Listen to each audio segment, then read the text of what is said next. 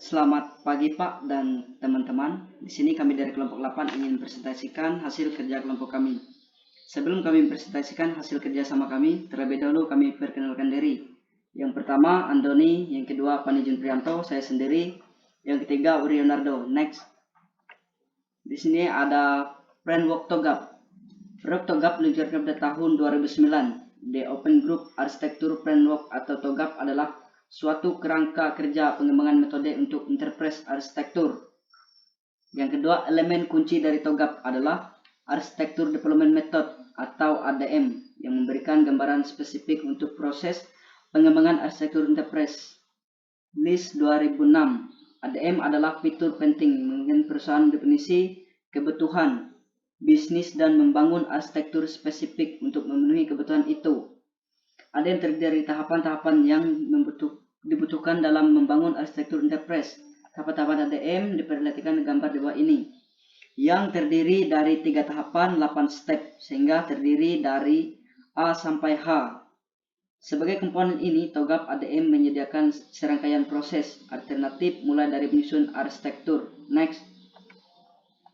Di sini ada preliminary phase atau fase ini mencakup aktivitas persiapan untuk menyusun kapabilitas arsitektur termasuk kustomisasi TOGAP dan mendefinisikan prinsip-prinsip arsitektur.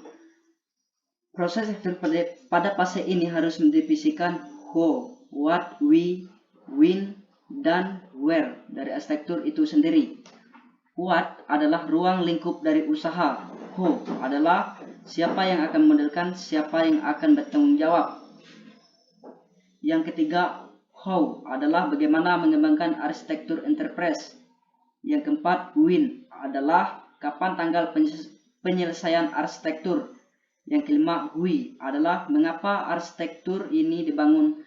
Hal ini berhubungan dengan tujuan organisasi, yaitu bagaimana arsitektur dapat memenuhi tujuan organisasi. Jadi, preliminary phase adalah tahap awal dari pembuatan arsitektur TOGAP. Next. 2. Arsitektur passion. Fase ini merupakan fase inisiasi dari siklus pengembangan arsitektur yang mencakup mendefinisikan ruang lingkup, identifikasi stakeholder, penyusunan visi arsitektur, dan pengajuan persetujuan untuk memulai pengembangan arsitektur. Di sini ada beberapa tujuan dari fase ini adalah 1. Menjamin evaluasi dari siklus pengembangan arsitektur. Yang kedua, mensahkan prinsip bisnis, tujuan bisnis dan menggerakkan strategi bisnis organisasi. Yang ketiga, mendefinisikan ruang lingkup. Yang keempat, mendefinisikan kebutuhan bisnis. Yang kelima, menghasilkan visi arsitektur yang menunjukkan respon terhadap kebutuhan dan batasannya. Beberapa langkah yang dilakukan pada fase ini adalah 1. Menentukan atau menetapkan proyek. Yang kedua, mengidentifikasi tujuan dan pergerakan bisnis. Yang ketiga, meninjau prinsip arsitektur termasuk prinsip bisnis. Yang keempat, mendefinisikan apa yang ada di dalam dan di luar ruang lingkup usaha saat ini.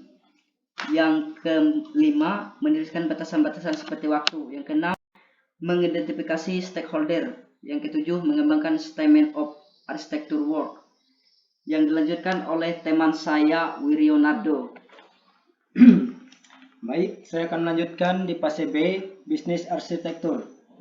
Jadi pada tahap ini kita harus mengerti dan memahami visi dari arsitektur yang telah kita buat dan disepakati bersama. Untuk pembuatan pemodelannya bisa dilihat pada tujuan dan fase di bawah ini.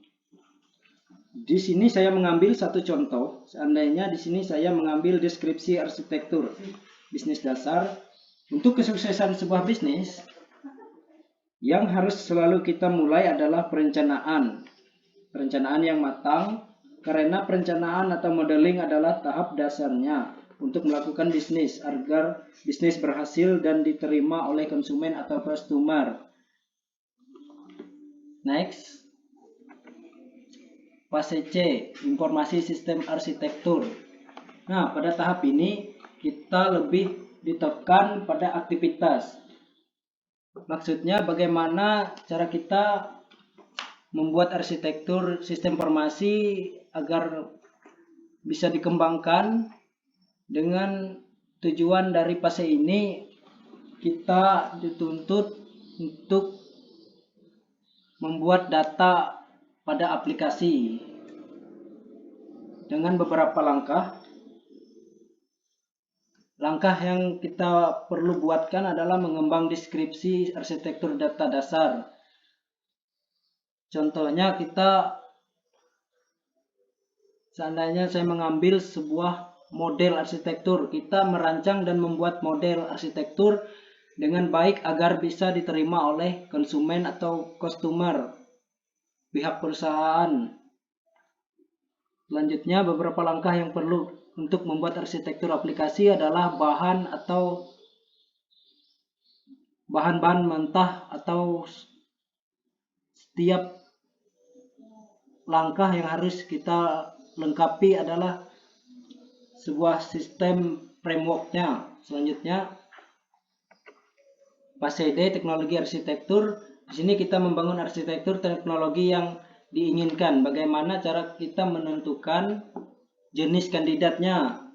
Dari beberapa itu, langkah yang harus kita perlukan adalah membuat deskripsi dasar dalam TOGAF. Contohnya, kita menyediakan deskripsi arsitektur atau bahannya untuk membuat framework atau model arsitektur yang akan kita pasarkan. Next, fase E, opportunities and solution. Di sini dari tujuannya, kita mengevaluasi dan memilih implementasi yang diimplementasikan dalam pengembangan arsitektur target yang bervariasi, supaya bisa menghasilkan sebuah implementasi keseluruhan dan strategi migrasi dan sebuah rencana implementasi detail. Selanjutnya dilanjutkan oleh Andoni. Ya, saya akan melanjutkan dari teman saya Andoni. 7. Fase F, migrasi and planning. Pada fase ini akan dilakukan analisis risiko dan biaya. Tujuan dari fase ini adalah untuk memilih proyek implementasi yang bervariasi menjadi urutan prioritas. Aktivasi mencakup penafsiran ketergantungan biaya manfaat dari proyek migrasi yang bervariasi. Daftar prioritas proyek akan berjalan untuk membentuk dasar dari perencanaan implementasi detail dan rencana migrasi. Bisa dilihat dari gambar dari tiga tahapan. Dari 3 tahapan, 8 step.